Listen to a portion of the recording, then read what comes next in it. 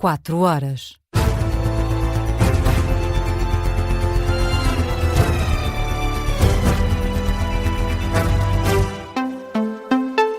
As notícias com Marta Caramelo Nobre. Boa noite. O Governo estima poupar mais de 3 milhões de euros por ano com a criação da Prestação Social Única. A estimativa foi avançada pela Secretária de Estado da Segurança Social esta sexta-feira durante uma audição na Comissão de Trabalho, Segurança Social e Inclusão. De acordo com Susana Lima, a poupança será considerada através da substituição de 13 sistemas informáticos distintos por um único sistema de gestão dos apoios sociais. Já a Ministra do Trabalho defende que a Prestação Social Única representa uma mudança de paradigma destinada a assegurar rendimentos mínimos e a promover a autonomia de quem os recebe. Maria do Rosário Palma Ramalho explica que uma das fragilidades do atual sistema é a permanência prolongada dos beneficiários nas prestações sociais. A Ministra defendeu ainda uma filosofia de responsabilização dos cidadãos que recebem as prestações sociais, aponta que os atuais contratos de inserção nem sempre são cumpridos. Momentos antes de ser ouvida na Comissão, a Ministra do Trabalho falou aos jornalistas na Assembleia da República sobre o chumbo da reforma laboral. Maria do Rosário Palma Ramalho considera que é uma derrota para o país e diz que se perdeu uma oportunidade histórica de permitir que Portugal avançasse. Ainda assim, a Ministra afasta a demissão. Julgo que é sobretudo uma derrota para o país, porque de facto perdeu-se uma oportunidade histórica de permitir que Portugal avançasse numa matéria em que está muito mal na cauda da Europa, em termos de salários, em termos de produtividade, e esta reforma contribuía de uma forma equilibrada, ou seja, sem desguarnecer de modo algum os direitos dos trabalhadores, no sentido de pôr Portugal mais próximo da Europa. E ao não conseguirmos isso, naturalmente que é uma oportunidade perdida para o país. À semelhança do que tinha feito o Primeiro-Ministro, Maria do Rosário Palma Ramalho responsabiliza o Chega por este desfecho. O Governo de Portugal tem um elevadíssimo sentido institucional e, portanto, em caso algum, poderia trocar qualquer reforma que fosse pelo hipotecar das pensões dos portugueses, porque isso significaria quebrar o contrato de confiança que os portugueses têm com o Estado relativamente às suas pensões futuras. E como foi essa a razão pela qual não se fez acordo com o partido do Chega, evidentemente que o Governo está tranquilo e claro que os portugueses vão também tirar as suas ilações da razão pela qual não se fez este acordo. Declarações aos jornalistas da Ministra do Trabalho no Parlamento esta sexta-feira. Já André Ventura diz que tentou até à última um consenso com o Executivo. Numa conferência de imprensa na sede do partido, o presidente do Chega afirmou que o Governo optou por seguir sozinho. O Governo optou por seguir em frente e dizer que nenhuma mexida na idade da reforma podia ser feita porque desequilibraria todo o sistema de pensões. Procurei até à última hora que fosse possível chegar a um consenso.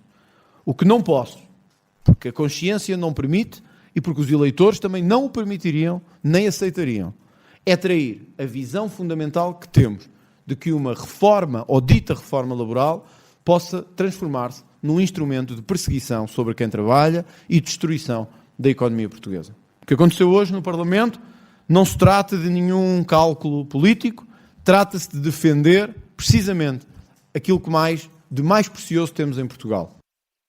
André Ventura deixa ainda claro que o Chega não partilha a visão dos sociais-democratas, e da Iniciativa Liberal sobre a precariedade das condições de trabalho.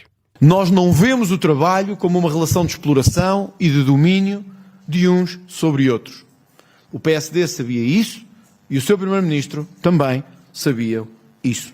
Foi neste pressuposto de visão, repito, de que não partilhamos a visão do PSD e da Iniciativa Liberal, de que se deve descartar completamente quem trabalha, sobretudo os mais fracos e os que ganham menos, que aceitámos, mesmo assim, por ser a única via possível, encetar um processo complexo de trabalho e de negociação, que culminou, aliás, numa proposta de 47 páginas de alteração ao texto legal.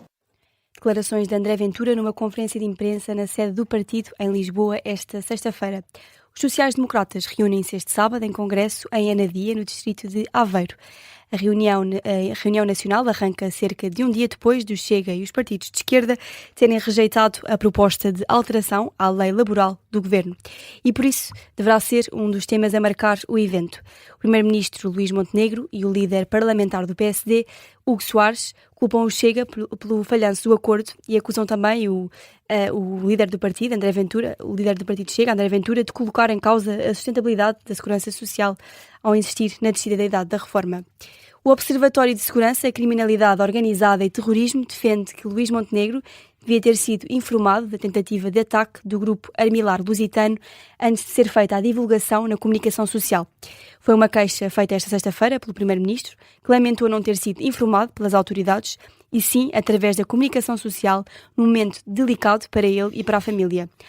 À Rádio Observador, o presidente do OSCOT, o coronel Francisco Rodrigues, sai em defesa da posição de Luís Montenegro. Sem pôr em dúvida exatamente a questão levantada, a dúvida ou a negação de ter conhecimento desta situação, a não ser pela comunicação social, acho que lhe devia ter sido comunicado anteriormente a situação, tanto mais que faria com que ele próprio também estivesse, de certa forma, atento a qualquer situação que poderia estar relacionada com a questão em si.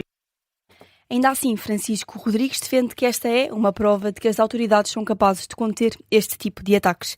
Entretanto, a Procuradoria-Geral da República veio esclarecer que a lista de alvos do grupo neonazi foi conhecida numa altura tardia, quando já não existia perigo, uma vez que os principais suspeitos estavam em prisão preventiva.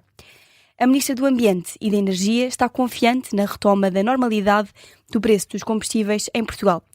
Declarações de Maria da Graça Carvalho na sequência do alívio da tensão geopolítica no Médio Oriente. A Ministra do Ambiente falava aos jornalistas depois de ter presidido a inauguração da Feira do Campo Alentejano em Aljustrel, no distrito de Beja. Esta sexta-feira, o Executivo anunciou também que vai reduzir o desconto do ISP na próxima semana e, sendo assim, contas feitas, os preços dos combustíveis em Portugal deverão descer na próxima semana, mas menos do que inicialmente previsto, com o gasóleo a baixar cerca de 11 cêntimos por litro e a gasolina a recuar 5 cêntimos por litro. Olhamos ainda para o Mundial de Futebol. Terminou há instantes o jogo do Brasil com o Haiti. A equipa brasileira venceu por 3-0. Era um dos jogos mais antecipados desta madrugada e ficou marcado por uma goleada da seleção brasileira. Esta hora, e começou há relativamente pouco tempo, o jogo da Turquia com o Paraguai, um jogo que está a ser acompanhado pelo jornalista Martim Madeira. E Martim, boa noite. Já há um golo. Já há um golo neste Turquia-Paraguai, um golo que foi contra a corrente do que, honestamente, do que muita gente pensava e do que eu próprio pensava.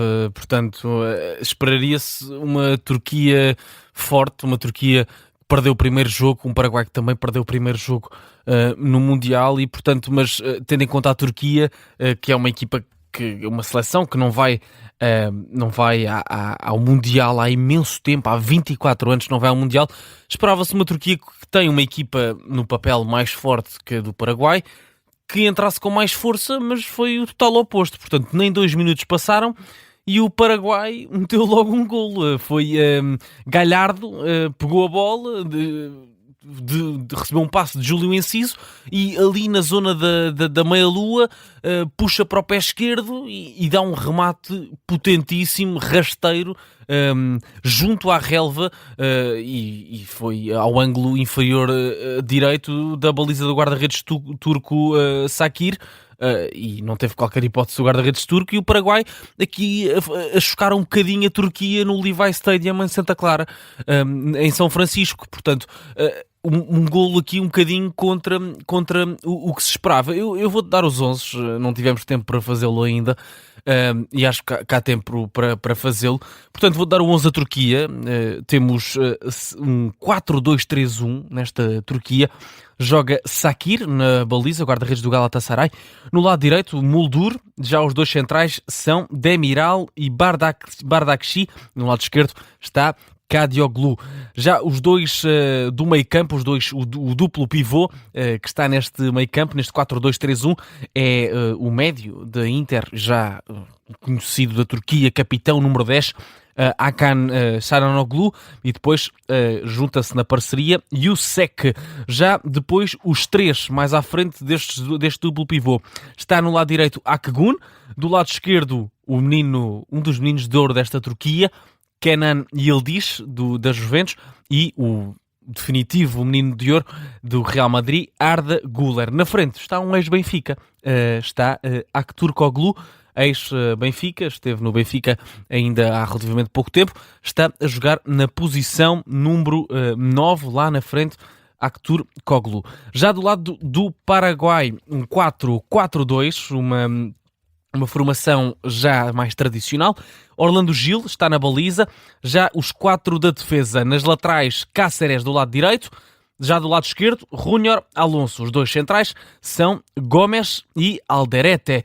Depois, os 4 do meio campo, no lado direito está Almirón, do lado esquerdo está Galarza, o jogador que marcou o golo, um jogador do Atlanta United, está a jogar em solo americano, ele também joga em solo americano, joga na MLS, no Atlanta United. E depois, os dois médios do centro do terreno são Gomes e Cubas. Na frente está Isidro Pita e um dos melhores jogadores deste Paraguai, o avançado que do Estrasburgo, Julio Inciso, que fez inclusivamente a assistência para Galarza. Mas sim, já há um golo, há 11 minutos de jogo neste Turquia-Paraguai. Não se esperava que o Paraguai começasse a ganhar, esperava-se o total contrário, esperava-se que fosse a Turquia, que a Turquia quisesse um bocadinho mais, mas olhamos para as contas feitas neste grupo, os Estados Unidos já passaram, já têm 6 pontos, a Austrália tem 3,